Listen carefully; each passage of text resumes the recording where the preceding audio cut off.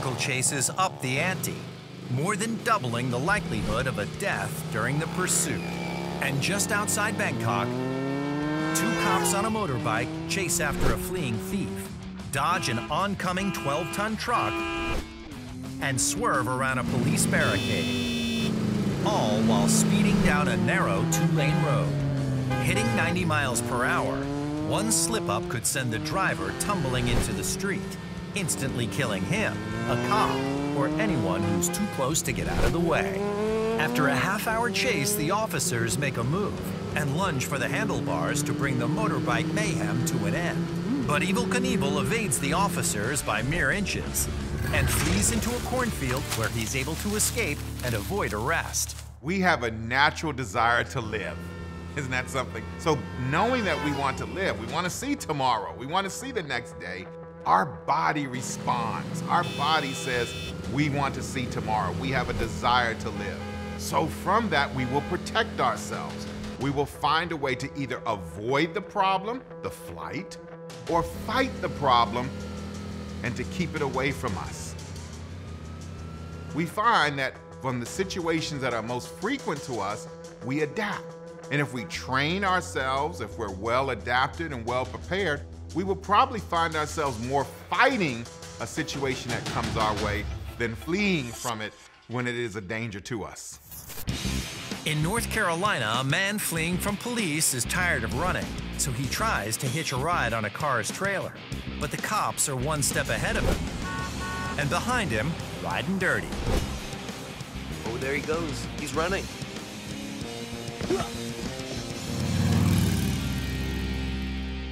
After eliciting the help of some friendly motorists, this caravan of cops are able to chase down their suspect when he tries to jump the cement median.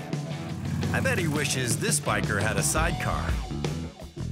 Oh, that looked like it hurt.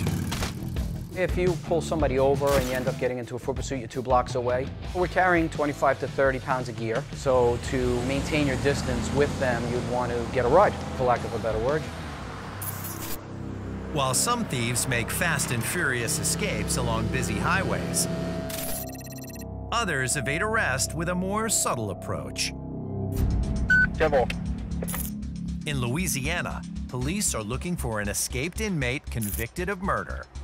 What is? We got an escapee. Oh, shit. They've established checkpoints around the prison. Do you have any form of identification on you? No, man. When they stop a suspicious jogger to see if he has any information. What's your name? Robert Jones. What's your address? I don't have an address. I'm at the hotel. I always jog about 12 miles a day. This out-of-town jogger doesn't have his ID with him, so the officer tries to match him to a written description of the fugitive. What colors you got? Green. You know the bad thing about it? What's that? You'll match it up to him. Come on. That sucks, doesn't it? Lying is a technique a criminal uses to get out of a difficult situation. Is it effective? Perhaps on the surface, but law enforcement is trained to find the lies. Good criminal investigation work will allow them to see the reality of the situation. What's your name again? Jimmy Jones. I promise you I'm not no damn prison escapee. You'd have done run by now. You know that yourself. Despite a few similarities, this marathon runner seems to check out. Have a good day now. Be careful, buddy. Thank you. All right. And the officer sends him on his way, when he soon realizes he made a mistake. What is? We got an escapee. Oh, shit. Despite his casual denials, this jogger was exactly who the cops were looking for and was in the middle of his third escape attempt. Stripped down to his underclothes to avoid detection, this clever convict played it cool. The key to a good lie is body language that seems approachable and safe, such as good eye contact, friendly, respectful, and there was a bit of, I guess you would call, banter.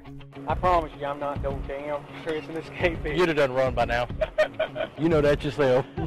Body language accounts for over 60% of how humans communicate. And by displaying open hands and a submissive posture, he charmed his way right past the cops' defenses.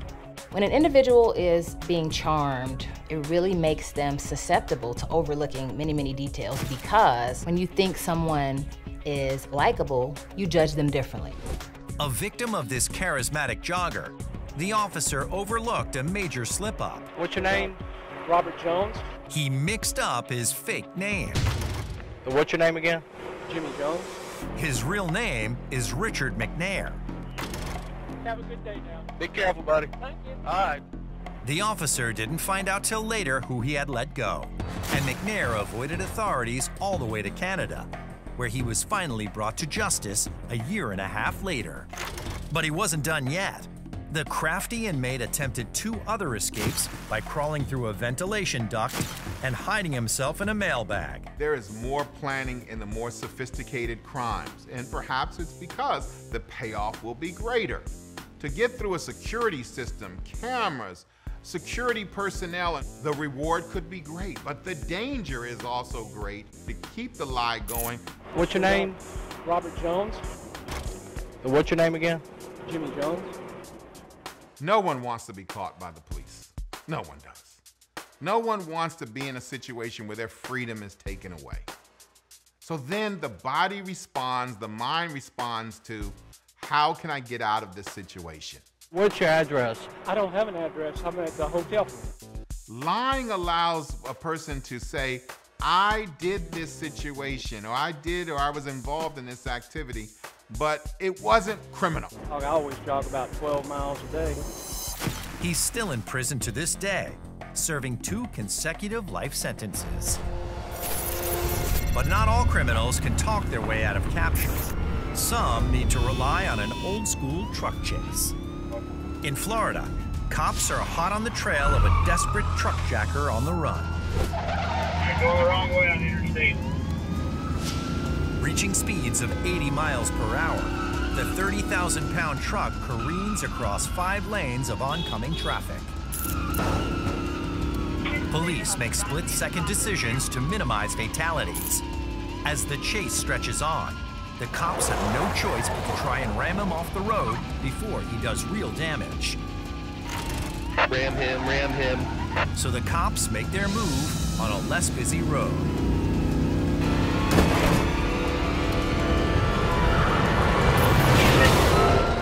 But this relentless driver bounces off a parked van like a pinball and is back onto his destructive getaway.